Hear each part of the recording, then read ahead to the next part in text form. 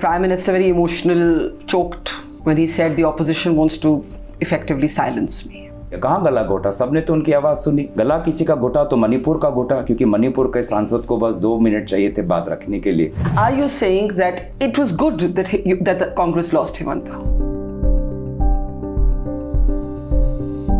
You had a very heated argument with a member of the BJP. He called you stupid. Uttered a word which immediately I threw in my mental dustbin.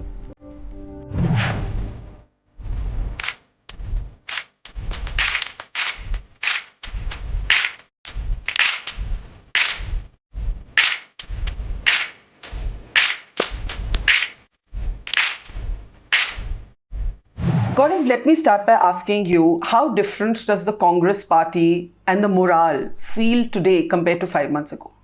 The Congress party feels, I think, in a very combative mood.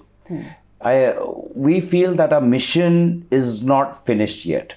We feel that it's a mission that has begun after the Bharat Jodo Yatra, and I think there's a lot more to be done. So while we do play the role of a constructive opposition, I think our mission to ensure that the parliament is a much more democratic space, that India is a safer space for everyone, and all institutions get the autonomy that they deserve. I think we still feel that we are yet to be, we are still in election mode and we have a lot to do. So let me pick up the fact that you said you're going to be a constructive opposition. When the Prime Minister, and you're the Deputy Leader of the party in the House, so I'm asking you this, when the Prime Minister spoke in the House, he was shouted down by all of you. You were raising slogans about Manipur, you were moving towards the well. Later videos, किसी को पता नहीं वो videos किसने shoot किया, but videos emerged that seemed to show Rahul Gandhi encouraging opposition members to go towards the well. Why didn't you let the Prime Minister speak? The context of that incident was that our second MP from Manipur wanted to speak. And I think it would have been very magnanimous of the Prime Minister to have said that, listen, it is my turn to speak, but if the Honorable MP from Manipur wants to say, I am here, I want to send a message of solidarity to the people of Manipur. I want to show them that here is the Prime Minister willing to listen to a representative of Manipur. I respect their mandate and I will allow the Honorable Member to have his 2 minutes of say. Instead, he just continued on pretending as if we didn't exist, pretending as if Manipur didn't exist. Surely the shouts of allow the Manipur MP to speak for 2 minutes would have fallen on his ears. Why did it have to be at that moment? Because that was our time. But that was the Prime Minister's time, right? No, but the Prime Minister can choose. We had been asking for the Manipur MP to be allowed his opportunity to speak for an hour before the Prime Minister was scheduled to speak. Prime Minister was scheduled to speak at 4:15. Since 3 o'clock, we've been asking that we know that the Honorable Prime Minister has to speak at 4:15. Allow the second MP from Manipur to speak, because Manipur is divided amongst two communities. And you cannot just have one side represent their views on the record inside Parliament. There has to be the other side represented.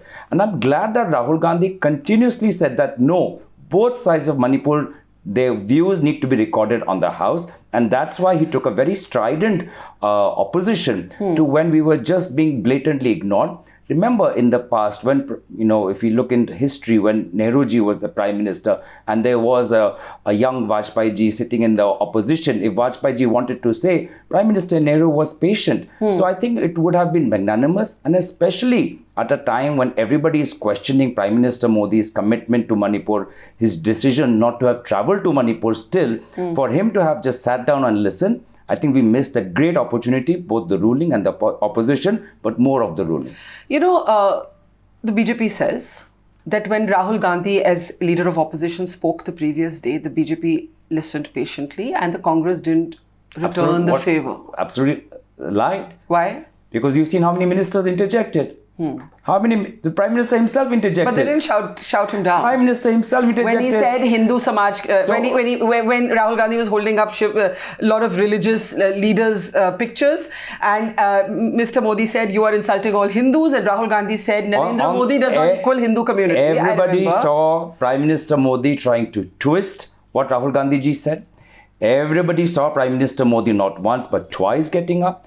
Everybody saw Home Minister getting out 4 times and Minister A, B, C, D, E, F, 7 cabinet ministers interrupted. So I do not know how BJP, on what leg are they standing when they said that they allowed us to speak. Mr. Gandhi was continuously speaking, remained constructive, remained combative as he should as a leader of opposition. But all of them, including the Prime Minister, interrupted him. And in to everybody's plain view, he twisted his facts.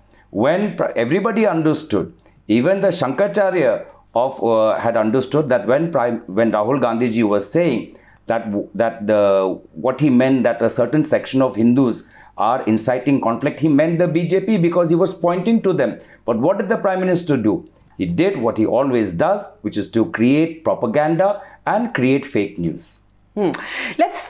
Let's reflect a little bit more on that speech by Rahul Gandhi. It was unusual for many reasons because through the campaign, your party seemed to avoid getting into issues of religious debates with the BJP.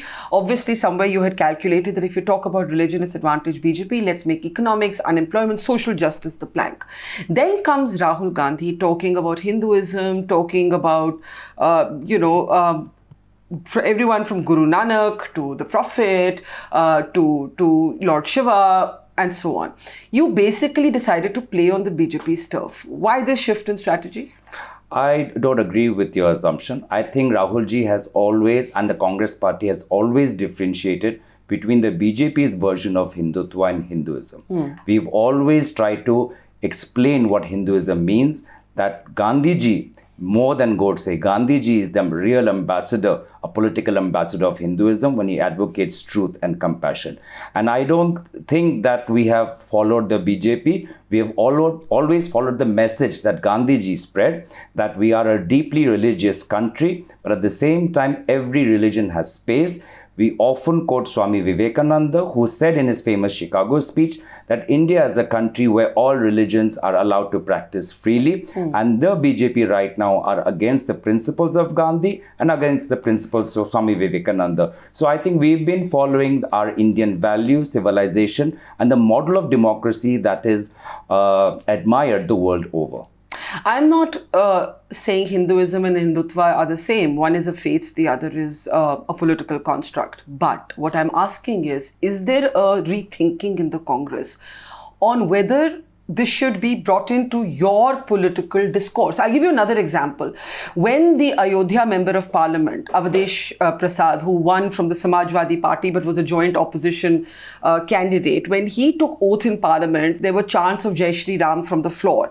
And those chants came not from the BJP but from the Samajwadi Party. So what I'm asking is there a kind of rethinking, maybe not formally, maybe subconsciously, that you're no longer going to stay away from discussing matters of faith in your political discourse?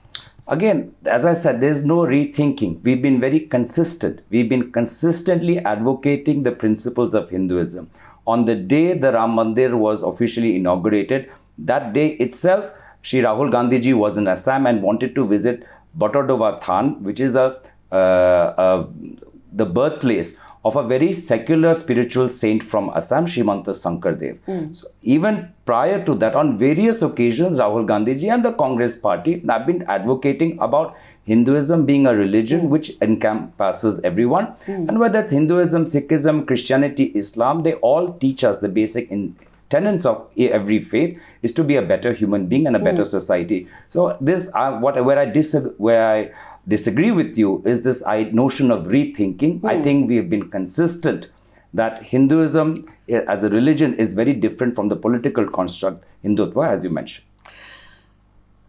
What is, according to you, the main message from the verdict? Because you opened by saying we're in a very combative mode, we're still in election mode, but we're going to be a constructive opposition.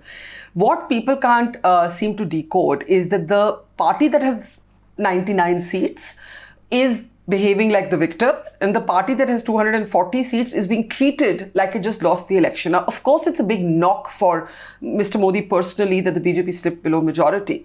But you're not within grasp of government formation. Why then this very gung-ho mood in the Congress? Well, the answer lies in your question. You asked me what is the verdict, and the verdict is that people wanted a strong opposition. People were unhappy with the arrogance. People were unhappy that power was being unchecked. People were unhappy that they had no platform to voice their fears and anxieties and express their apprehensions against the BJP's politics. And that's why in Parliament, when I spoke, I said the people this time have not voted for the ruling. It is not vote for Modi. It is a vote for the opposition. Or how do you say that? You could argue that it's a vote to contain Modi, to clip his wings. How is it a vote for the opposition? Because at the same time, in 2014, 2019, many BJP MPs just won on the name of Prime Minister Modi. And this time, Prime Minister Modi himself was trailing in his own seat. So forget about influencing other people. He could not even win with a significant margin in the seat of Varanasi. He did eventually. He was trailing in the beginning. The margin of Rahul Gandhi ji in Raebareli is much more higher than the margin of Prime Minister Modi in Varanasi. The Lok Sabha seats surrounding Varanasi, the BJP lost to Samajwadi. So forget about Prime Minister Modi influencing UP. They didn't influence anybody else. Whereas the message for Rahul Gandhi, the entire narrative has changed. The perception has changed. For me, I always knew the person is the same person, but the public perception was different. And that's why I said that it's a vote for the opposition and this is a vote for LOP, Rahul Gandhi. I'll come to Rahul Gandhi and whether he's changed or the perception of him has changed in a moment. But let's talk about your home state, Assam. Now, you won your own seat with a very, very impressive margin. But it was one of 3 seats that the Congress won in Assam and the other seats were won by the BJP. So it's a long haul for you to rebuild your base in Assam. Do you acknowledge that? Let's talk about Assam in the context of the Northeast. The BJP had 2 MPs from Manipur, they've lost both. The BJP had an NDA ally in Nagaland, they lost that. The BJP had an NDA ally winning from the seat of Tura in Meghalaya, they've lost that. And they've also could not combat the Shillong Lok Sabha. So our tally in the Northeast has increased. While the BJP has the rhetoric that Congress ignored Northeast and Prime Minister Modi goes to Northeast so many times, but the tally has gone down. Even in Assam, the seats that we have won are extremely politically significant. We won the seat of Dhubri with the single largest margin in the 2024 elections, where the Muslims of Assam have voted out a party which is headed by a religious scholar and follows communal politics. So the Muslims have negated communal politics in Assam. Similarly, in my seat, we've been losing that seat with a margin of 90,000, 1 lakh votes for the last 2 elections. And today, everybody understands that the Chief Minister of Assam and the entire BJP cabinet sat in that seat to defeat the Congress party, the Jorhat seat, and yet we won comfortably with a margin of close to 1.5 lakh votes. So the people in Assam have defeated Chief Minister Himanta Biswa Sharma in Jorhat, and the people of Assam have defeated Maulana Ajmal in Dhubri, and that's why the number 3 is much more significant than the 3 number of seats that we got. But it's still 3 out of 14. I understand the larger Northeast point, but it's 3 out of 14 seats. That's what I'm saying towards the end, that even last time in 19 we won 3 seats, even this time in 24 we won 3 seats. But politics is not just about numbers. The political impact of these 3 is far greater than the impact of the 3 seats that we won last time. Let's talk a little bit about the Chief Minister of Assam, Himanta Biswa Sarma. Today, one of the most high-profile BJP leaders, once a very sort of old-time congressman. Now, your father, Tarun Gogoi, was of course the Chief Minister of Assam, and I mentioned this in the context that another former Congress leader, Ghulam Nabi Azad, in his memoirs and in an interview to me, he told this story, and that was shared subsequently by Himanta Biswa, who obviously agreed with it, that when Mr. Tarun Gogoi was still the Chief Minister, Himanta had decided to basically launch a rebellion. Mr. Azad says that Himanta had the support of about 40 legislators, that he had more support than Tarun Gogoi.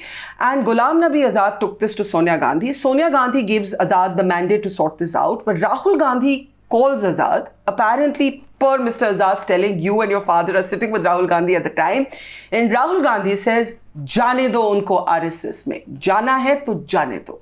Is that how it happened according to you? I think it's not totally a non-fiction book or a pure historical book. It's a slightly fictional book, and obviously the author has the liberty of adding their elements of creativity, and I'm no one to speak against a senior like Ghulam Nabi Azad, but let us just say that both Ghulam Nabi Azad and Himanta Biswa Sarma choose to no longer be in the Congress party. So birds of a feather flock together. Secondly, when it comes to Himanta Biswa Sarma, I admire Rahul Gandhi's sagacity for identifying that this person is not a true congressman. After so many years, though. But that's the foresight and sagacity. Look at the kind of communal poison he's been spewing. I'm ashamed that a chief minister from Assam, from where we are known to be the land of secularism, the land of Bhupen Hazarika, the land of Srimanta Sankardev, here is a chief minister that is spewing such communal poison that when I come to Delhi, people in Delhi ask me, what is your chief minister saying? So we hang our heads in shame. But it is the sagacity of Rahul Gandhi in his brief conversations with Himanta Biswa Sarma to see that here lies not a true congressman, and here is a politically Machiavellian character.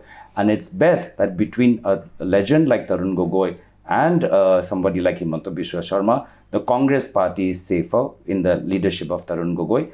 And I think that turned out to be a smart decision in the long term, because we don't want these people who don't have the Congress fiber to be in the Congress party. Right now, I think there's been a lot of cleansing. I'm glad for the cleansing, and I'm glad that I was the one who sat with the Congress party for the last 10 years when, again, I come back to the public perception of Rahul Gandhi was very negative. People were talking about Congress Mukta Bharat. People were talking about other opposition parties, regional parties taking the opposition space of the Congress.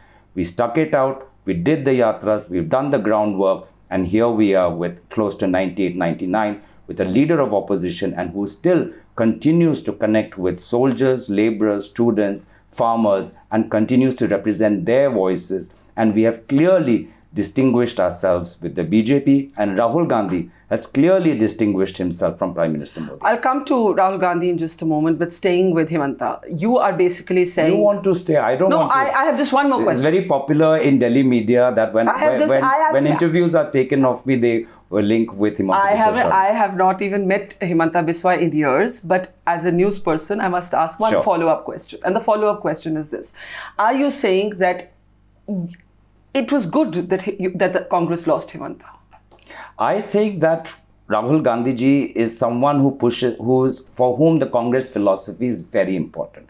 In the last 10 years, there were many people within the Congress party who, when you alluded to your earlier question, wanted a change in the Congress's philosophy, wanted a slight nuancing of the Congress ideology. Who? I don't want to take names, but those people are also no longer with the Congress party. Yeah. They all have shifted. Yeah. And in many, I'm sure in private and public spaces, they have said that Congress party should be more like the BJP. And I'm glad that, we are where we are because the Gandhi family continued to be a philosophical fountain of the Congress party. They held the spiritual they held our ideological and political core, and that's why where we are. And right now we do need, at a time when there is so much of hate and polarization, we do need ideologically committed people within the Congress party. So in a way, you're suggesting that those who left the Congress were not ideologically committed. But you know that many of those who left were your own colleagues, your own peers, some of them even your own friends. And many of them left because they did not see a future, a political future for themselves.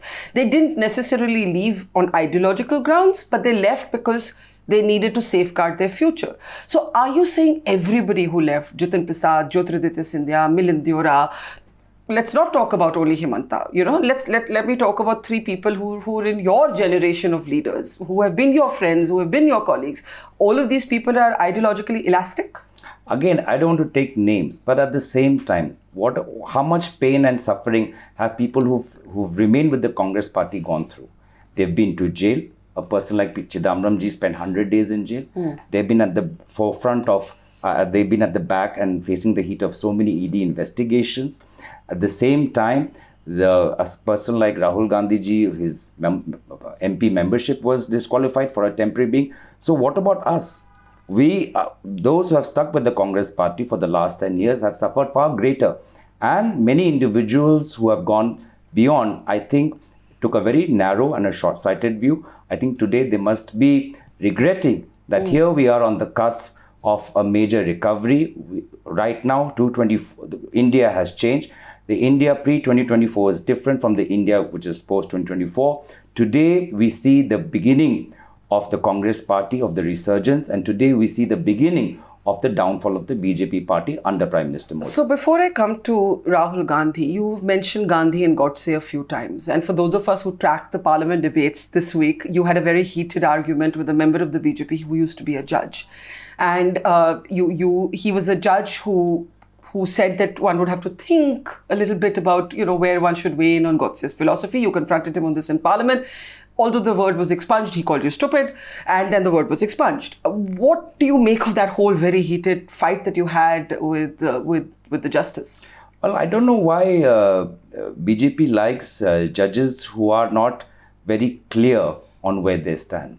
They've taken a former Chief Justice from Assam who even questioned the basic structure of the Constitution and said that there are certain that the basic structure can be modified. And here they have chosen in West Bengal a judge who... You're talking about Chief Justice Gogoi? Yes, Chief Justice of India Gogoi. Former Chief Justice of India Gogoi has questioned whether the basic structure of the Indian Constitution can be permanent or not. And this particular judge from West Bengal seems to, after so many years, still cannot make up his mind on where he stands on Gandhiji and Godse. So I think that BJP likes judges of a certain ambivalence, and it's unfortunate. I think there's some very fine people in the judiciary, but it's unfortunate whether in Assam, West Bengal, and now in Madhya Pradesh, there are certain judges who are actually letting down the judiciary with their words, not their actions, but their words. I think it does not behove of the Indian judiciary for a member to say that they don't have a firm position on Gandhi versus Godse. I don't think it behoves Indian justice system when a former Chief Justice says that the basic structure of the Indian Constitution can be tampered with. So I think this, goes down a very dangerous path. And I think that's the bigger question. And that's the question I wanted to ask of the honorable member, that has he reached some clarity or not? Because on his ABP Anand interview, he did not. But I guess he did not have the answer to my question and, uttered a word which immediately I threw in my mental dustbin. How many other words are there in your mental dustbin? I keep cleaning them out. You need to empty the trash at the end of the day. Let's talk about Rahul Gandhi. You have had Rahul Gandhi either written off, or there have been many other kinds of narratives, the reinvention of Rahul Gandhi 1, Rahul Gandhi 2, Rahul Gandhi 3. Has Rahul Gandhi changed? Because life and experience does change people. The more experience I have, the better journalist I am. I'm sure the more experience you have, the better politician you are. So has Rahul Gandhi grown as a politician, or is it that you believe that people were wrong about him? No, all human beings evolve. As you said yourself, you as a journalist compared yourself to 10 years ago were a different person, and from 20 years ago was a different person. So obviously, like every other human being, Rahul Gandhi in 2004 is very different from the Rahul Gandhi of 2014, is very different of the Rahul Gandhi of 2024. But the essential... Name one thing that you think has changed. But the more point is, the essential character that you are, is the same girl or that you were in your 20s, is the same woman that you were in your 30s. Agreed. And again, is this the same moral fiber, character that Rahul Gandhiji has nothing has changed in that. And obviously we do evolve as all people evolve. And I must say the public perception, Barkha, when I came in 2014 to Delhi, I don't know what was, brewing in the air. Everywhere I went, people were, questioning about Rahul Gandhi. And today there's a great change. If you look at social media, all the memes are on Prime Minister Modi. All the, stand-up comedy of which I'm a fan of, all the jokes seems to be on the Prime Minister and on the BJP as well. Can you take a joke about yourself? Absolutely. I love jokes about myself. I think telling a good joke is a fine art. It is. It's about timing. Yes. And I'm married to an English woman, and I think in English have this character of self-deprecation. That's right. And I've taken that habit from her, and I love a good joke. Good for you. But carry on. You said all the memes today, you think something has changed. Hawa mein kuch badal gaya hai. Absolutely. And I think that a lot has to do with Rahul Gandhi's decision to embark upon the yatra. Because on the yatra, you saw him unfiltered, uncensored, without the bias of the media or section of media that is very partisan towards the Congress party. And I think that broke many wrong notions. And I think, people would say, would he remain consistent? That question was asked. Then they said, will he take LOP? That question was answered. So every time the Congress party has asked of Rahul Gandhi, do a yatra. It's not so easy, but he did the yatra. After the first yatra was done, it was so successful, we told him, do another yatra. He says, okay, fine, I'll do another yatra. And then after this victory, he says, now take the LOP. And he's taken the LOP. And I'm seeing him from as a deputy leader from up very close. And I can say I was the deputy leader in the Lok Sabha as well. And Rahul Gandhi is leaving in a very small moment of time a strong imprint on how the Congress party is functioning inside the parliament. So you talk about the Bharat Jodo Yatra as a game changer, and I think a lot of people would agree with you. But the second yatra that he took out, it also exposed a certain degree of tensions in the India Bloc alliance. For example, Mamata Banerjee at one point was very angry. She eventually went it alone in West Bengal. She felt that Rahul Gandhi had not shown her the respect of consulting her before bringing the yatra through. Nitish Kumar's party, before they left and went back to the BJP, they said that, there was Nitish ji could have been made convener, and Rahul Gandhi pushed back. Even when Mallikarjun Kharge's name was presented as a possible prime ministerial candidate, there's a sense that the Congress didn't sign off on that immediately. So what I'm asking you is, what happens now to the India Alliance? The India Alliance came together for 2024. Now what is its future? I think one should not only look at the second yatra through the remarks of our India Alliance leaders, but also understand that the very idea of saving the constitution and saving democracy, which had such an important role in the voters' mind of 2024, that idea germinated in the second Bharat Jodo Nyaya Yatra. The second Bharat Jodo Nyaya Yatra was about caste census, what about social justice, about constitution. And I think this, as he traveled from Manipur to Mumbai, that's where the idea that besides the Congress manifesto, saving democracy and saving constitution is going to be a very important part. And you saw that in the elections, whether Maharashtra, whether Rajasthan, whether UP, this idea was very powerful. And I said, that's why the second yatra was so successful from that point of view. And for the India Alliance, we continue to work together. And again, I think we have to be grateful for the leadership of Mallikarjun Kharge ji. He brings such gravitas and such respect to the position of Congress party president, as well as such respect to the relationship with India Alliance parties, that despite the occasional hiccups, broadly we are on very good terms, we are working together. And you can see that in the upcoming Niti Aayog meeting, India Alliance chief ministers have decided to boycott in protest to this budget, which was a Kursi Bachao budget. It was not a budget for Union of India or the budget for all states of India. It was a budget which was only for the BJP to mollify the leaders of the JDU and the TDP. Now, but you spoke earlier about ideological consistency. There are those who say that the India Alliance is a kind of pastiche, a patchwork of parties that needed to come together against Modi. They're not necessarily ideologically on the same page. The biggest examples of that are the Congress and the Uddhav Thackeray Shiv Sena. The Uddhav Thackeray Shiv Sena considers itself the original Hindutva party. So there are ideological contradictions even on your side that could play out and have played out, for example, when it comes to Veer Savarkar and so on, and you have a Maharashtra election coming up. I think Maharashtra is going to win for sure. I think the way... For sure? Yes, and the way the Congress party has been run, it has always been an umbrella of multiple ideas. Right from its inception, right from the days of the freedom struggle, there was a Subhash Chandra Bosu in Congress party, there was a Mahatma Gandhi in Congress party. So we are accustomed to holding diversity on a unified platform, and we bring that experience of governing a party as well as governing India, a country of so many diverse languages and states, to the India Alliance as well. And there might be small degrees of separation in terms of our ideology, and it should be. I don't want the parties to be replica of themselves. We should all complement each other.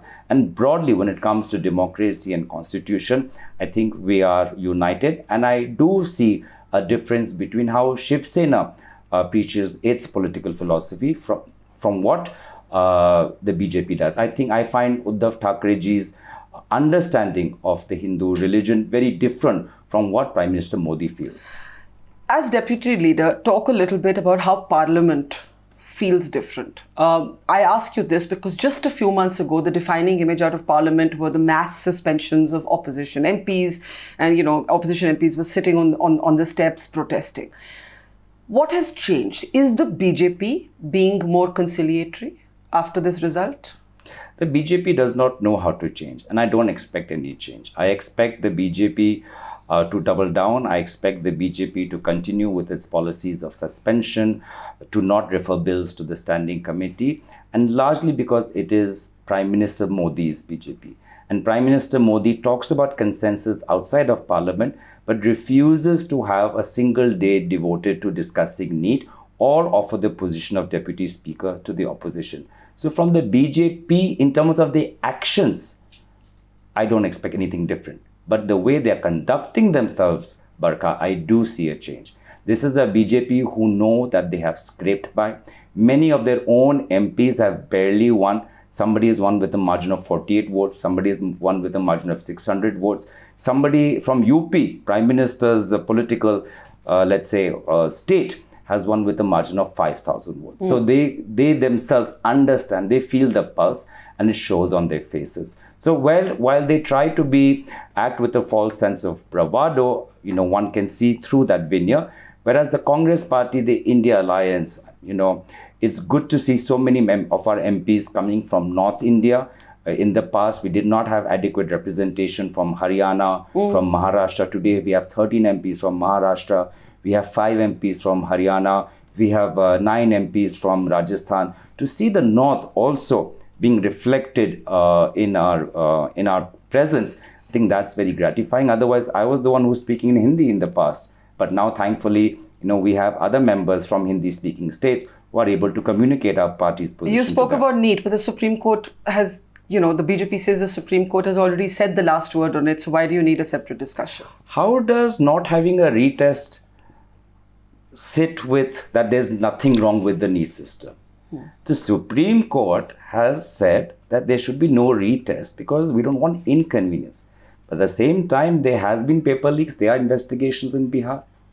We know that the NTA itself had to cancel several exams because the papers got leaked on the dark web. There's a reason why the NTA chairman has been changed. So just because the court has said that should be no retest does not mean that the higher education sector is squeaky clean. And if the BJP is using that as a shield, I think there is something dirty. There is something there's a cover up. And that's why we continue to press upon a day in Parliament discussing the Indian education sector. Speaking outside Parliament, the Prime Minister, very emotional, choked when he said the opposition wants to effectively silence me. I think he's following American politics a bit too much. I think that remarks and the remarks of the BJP has come after the unfortunate attempt with respect to former President Donald Trump. And I think they're trying to correlate India. In what way? They're trying to correlate India, because I saw TV talk shows in which many BJP spokespersons and on many mainstream channels, they try to correlate what happened in the US with what's happening in India. And clearly, the language, गला घोट दिया. कहाँ गला घोटा? सबने तो उनकी आवाज सुनी, सबने तो 2 घंटे तक उनकी भाषण सुना. तो गला घोटने की बात कहाँ है? अगर गला आप लोग चलाते रहे ना, तो गला किसी का घुटा तो उन बच्चों का घुटा जिन्होंने नीट पर लेकर कोई चर्चा नहीं हुआ. गला किसी का घुटा तो मणिपुर का घुटा, क्योंकि मणिपुर के सांसद को बस 2 मिनट चाहिए थे बात रखने के लिए.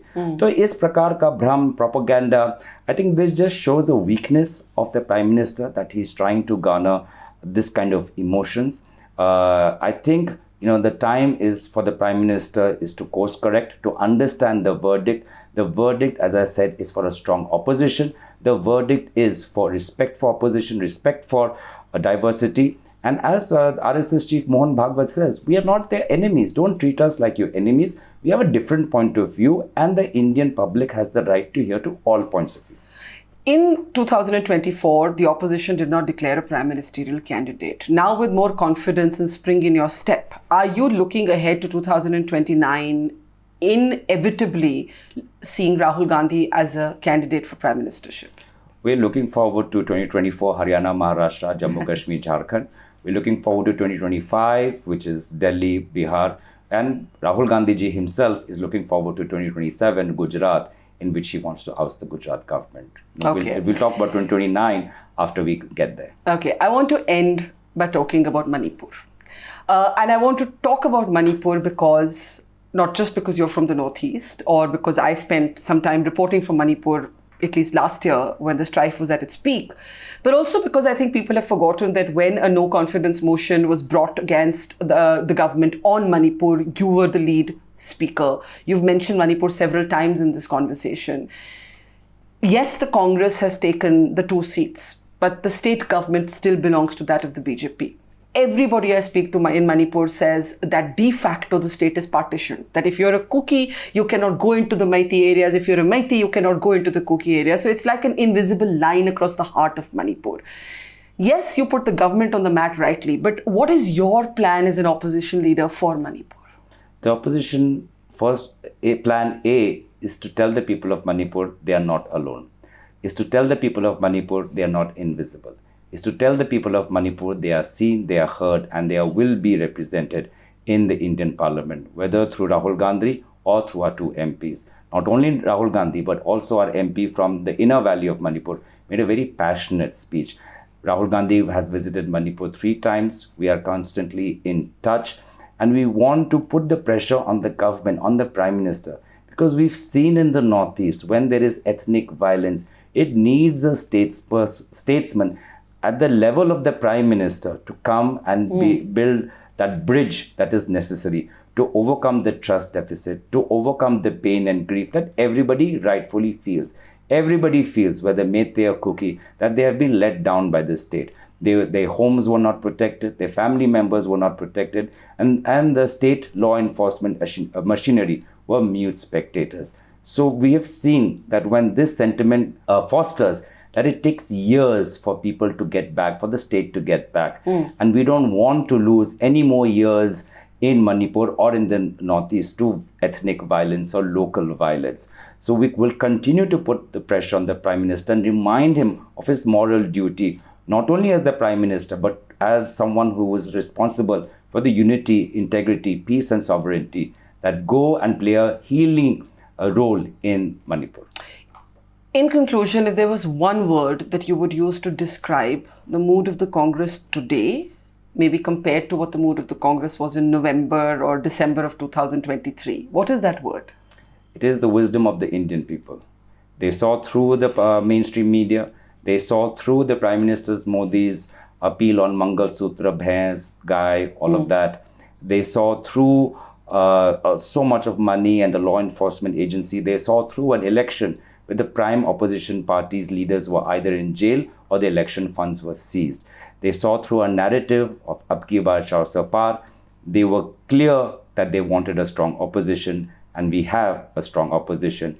It is a testament to the wisdom and sagacity of the Indian people, is what we see in the Parliament today. Gaurav Gogoi, thank you so much. Thank you, Barkha. And if you have me, I will be happy to be on your podcast again. Absolutely. Look forward next time in our studio. Absolutely. Look forward to it. Thank you.